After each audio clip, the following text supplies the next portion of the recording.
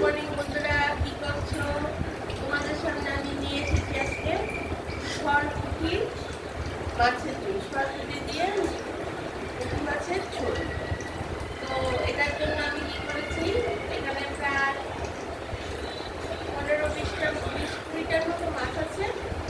মাছগুলিকে ভালো করে ধুয়ে নিয়েছি, বাজার থেকে কেটে এনেছিল। তোমরা যদি বাড়িতে কাটো তো বাড়িতে কাটবে, ভালো করে নুন দিয়ে ভালো করে মাছ দিতে হয়।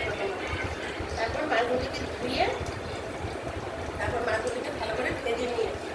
ভেজে মাছগুলিকে সরপুঁটি বড় বড় পুঁটি মাছ, বেশি পুঁটিয়ে খেতে পুঁটিয়ে আসছে। তারপর ভালো করে ধুয়ে তারপরে মাছগুলিকে আমি ভেজে নিয়েছি। লেবু খেতে ঝুলটা দিয়ে ফেলেছি ঝুলের মধ্যে ফেলে।